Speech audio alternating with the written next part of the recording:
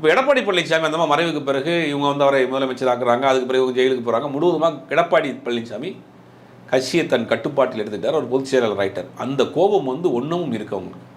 முக்குளத்தோர் சமூகத்தின் மக்கள் மத்தியில் அந்த கோபம் இருக்குது. அதனால தான் 2024 நாடாளுமன்ற தேர்தலில் அதிமுக வந்து ரெட்டலை வந்து தேனியிலையும் ராமநாதபுரத்துலையும் 3வது இடத்துக்கு போயிடுச்சு. பலாப்பழ சின்னத்தில் ஓபிஎஸ் 2வது இடத்துக்கு வர்றாரு. இந்த குக்கர் சின்னத்தில் டிடிவி 2வது இடத்துக்கு வர்றாரு. அதிமுகவை பொறுத்த வரைக்கும் அதிமுகவினுடைய கோர் ஓட் பேங்கிங்னா சவுத்து தான், எம்ஜிஆர் காலத்துலேருந்து. அதனால தான் எம்ஜிஆர் போய் ஆண்டிப்பட்டு நிற்பார், அந்த மாதிரி ஜெயலலிதாவும் ஆண்டிப்பட்டு நிற்பாங்க. பொதுவாக அந்த பகுதிகளில் அதிமுகவுக்கு ஒரு செல்வாக்குள்ள பகுதி.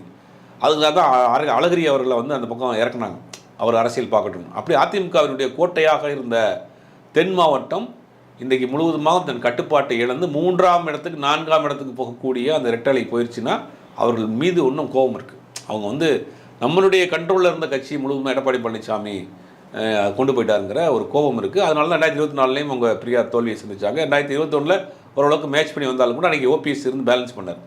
இப்போ முழுவதுமாக அவங்க வந்து எதிரும் புதிருமாக ஆகிட்டாங்க. உள்ளே வரவே கூடாது.